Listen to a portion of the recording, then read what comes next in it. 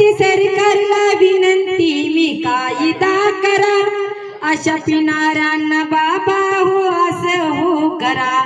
माझी साडी फाटली चोळी घालते जुनी, माझी साडी फाटली चोळी घालते जुनी. याच्या पिण्या पायी गळ्यात नाही काळ मणी, याच्या पिण्या पायी गळ्यात नाही काळ मणी. शाळा शिकताना शाळेतून पोर काढिले, शाळा शिकताना शाळेतून पोर काढिले. पैसे उचलून गुराकडे मुले धाडिले, पैसे उचलून गुराकडे मुले धाडिले. माझ्या मजुरीवरी बसला कर्ज काढुनी, माझ्या मजुरीवरी बसला कर्ज काढुनी.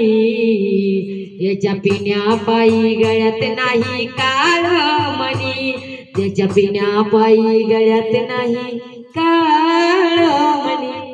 माझ्या पिण्याचं काढती आणि तुझ्या बचत गटाचं काही काढती का नाही मला सांग. सगळ्या घरातला खर्च मीच करतो, बाजार मी जाणतो, कामाला मी जातो. तू करते काय? घरामध्ये नुसतं खाते आणि झोपते. अहो बखा करते मी का कष्ट करत नाही का काय? बखा करते, शेतात जाते, घरचं काम करते, लेकरा बाळाचं करते आणि काहीच करत नाही. म्हणा अजून काय करायचंय तुमच्यासाठी? माझ्या दारूचं काढते, माझ्या खिशातले पैसे तू चोरती का नाही सांग मला. अहो मी कधी चोरते? हरपले असाल कुठेतरी, मला माहित नाही. अगं गेल्या महिन्यात तू माझी पगार झाली आणि पगार घेऊन आलो आणि खुटीला शर्ट काढून ठेवलं होतं. तू काय म्हणे मी म्हणलं बाबा माझ्या खिशामध्ये 500 रुपये होते, तू म्हणे बकरीनं खाल्ले. अगं मी सकाळी उठलो, बकरीचे लेंडी आम्ही अशी दाबून पाहिली, तिला नोट दिसलीच नाही. पाहता कोणत्या बकरीनं माझी नोट खाली मला सांग बरं.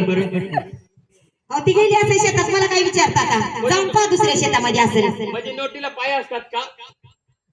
आता नोटीला पाय म्हणलं का मी? तुम्ही उलट तिलट बोलत जाऊ नका बरं. तुम्हीच माहित आता कुठे नोट आता ती नोट खाली असेल शेळीला म्हणलं मी. बापरे, मला माहित नव्हतं की शेळीची नोट खाती म्हणून. आई मला काही सांगू नकोस तू.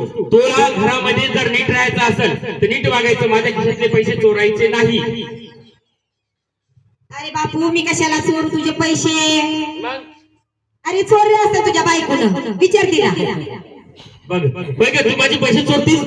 नाही हो, मी तुमच्या खिशामधून कशाला पैसे काढणार? मी नाही चोरी करत, तुमच्या खिशामधून पैसे नाही काढत. बर ठीक आहे. आई माझी बायको म्हणती की खिशातून पैसे मी चोरत नाही. नेमकी मग कोणची बकरी माझे पैसे चोरते एवढं सांग. हा बघ मी परभणीला जातो, आपल्या परभणीमध्ये काही उद्योग नाही, तुला चांगलं माहित आहे. कारखाने नाही, फॅक्टरी नाही, काही नाही, आपल्याला जावं लागतं मुंबई पुण्याला. म्हणजे पैसे नेमकं चोरतंय कोण?